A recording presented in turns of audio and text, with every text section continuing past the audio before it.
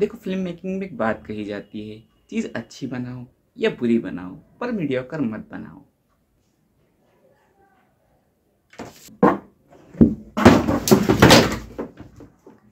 क्या बना है ये? अगर एयरफोन्स नहीं लगाई है तो लगा लो, क्योंकि आज तो मैं बिल्कुल होल्ड बैक नहीं करना है। देखो, जब एपिसोड 8 आया था तब मैं बहुत खुश था, क्योंकि मैट मेडॉक आया, उसने शी-हल्क को कोर्ट में पेला, फिर गुंडों को पेला और उसके बाद में उसको बेड पे भी पेला, जो कि मैं कहूँगा कि इस सीजन का सबसे बेस्ट एपिसोड था।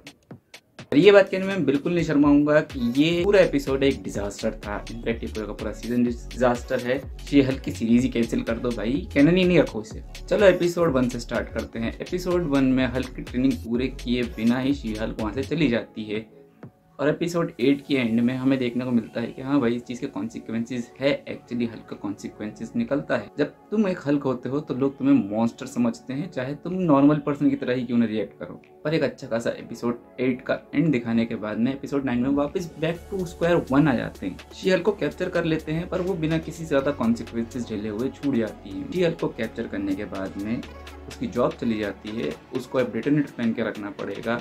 वो अब शी-हल्क नहीं बन सकती और वो हमेशा से यही चाहती थी। तो अब क्या प्रॉब्लम है? अगर शी-हल्क चली गई है तो एक गैप महसूस हो रहा है ना। ये महसूस होना बहुत जरूरी था, क्योंकि जेनिफर का ये रियलाइज करना भी जरूरी है कि शी-हल्क उसका पार्ट है। यहाँ तक एपिसोड बढ़िया जा रहा था और मुझे भी अच्छा लग रहा था, पर उसके बाद इंटेलिजेंसिया का हेड को बताया जाता है। यार इस चीज को तुम्हें याद भी नहीं होगी कि ये कौन है। फिर अबोमिनेशन वहाँ पे आ जाता है स्पीच देने के लिए, फिर शी-हल्क को इस बारे में पता चलता है, फिर हल्क आ जाता है, टाइटेनिया आ जाती है, so on so on so on.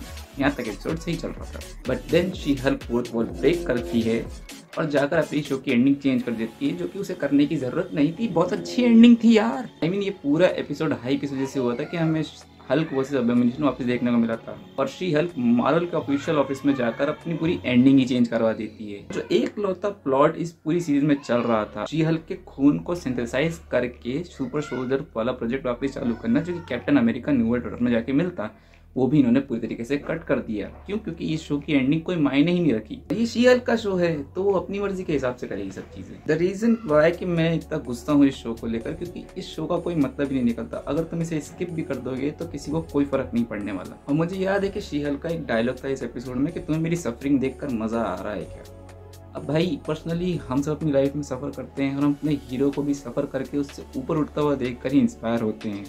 तो क्या शी-हल्क की सीरीज में ये नहीं होना चाहिए क्योंकि वो सिर्फ एक लड़की है या फिर वो शी-हल्क है? फोर्थ वॉल ब्रेक करने का कांड डेडपूल भी करता है, पर उसने कभी भी डेडपूल 1 या 2 की एंडिंग में हेरफेर नहीं की। इवन जब उसको पता लगता है कि वो एक कॉमिक बुक कैरेक्टर है तो पूरे मार्वल के सिनेमैटिक यूनिवर्स को खत्म कर देता है।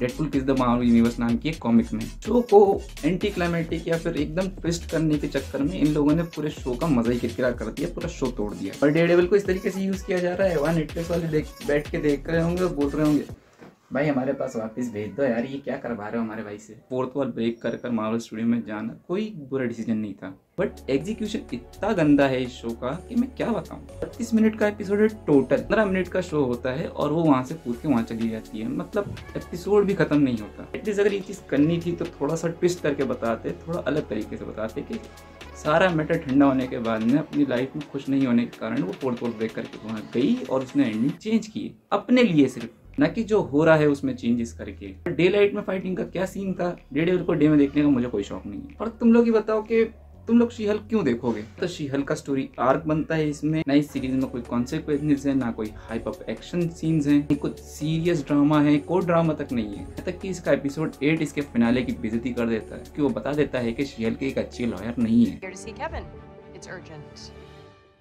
Okay, great. Let me just have you sign our non-disclosure agreement and then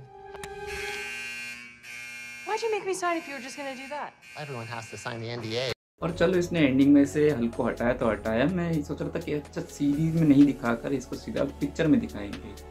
तुमने शो के एंडिंग में भी उसे घुसेड़ दिया और सकार के साथ में एकदम नॉर्मली लाके बिठा दिया। भाई सकार जब प्लेनेट अर्थ पे आता है तब तबाही मच जाती है। शी-हल्क शो हम ऑडियंस के ऊपर इतना बड़ा मजाक है, जिसी जगह जी आपके पाँव कहाँ हैं? भाई केविन फाइगी खुद भी कैमियो करने नहीं आया इसमें, उसने भी बोला होगा वो चूना लगा दिया। इतना ज्यादा डिसअपॉइंटेड होना इससे, क्योंकि शी-हल्क में कोई कैरेक्टर डेवलपमेंट नहीं, कोई स्टोरी आर्क नहीं, कुछ भी नहीं है। मतलब मीडियोक्रिटी की हद है। तो देखने के बाद में मेरी एक ही रिक्वेस्ट है, केविन सर या तो आप एक बंदूक लो, उस बंदे को गोली मार दो जिसने शो बनवाया है, या फिर मुझे गोली मार दो। भाई मार्वल ये सोचने लग गया है कि अपने नाम पे हम जो भी बेचेंगे सब बिकेगा। मार्वल ये सोचने लग गया है कि उसके नाम पे लोग कुछ भी देखने आ जाएंगे, वो जो बेचेगा वो बिकेगा।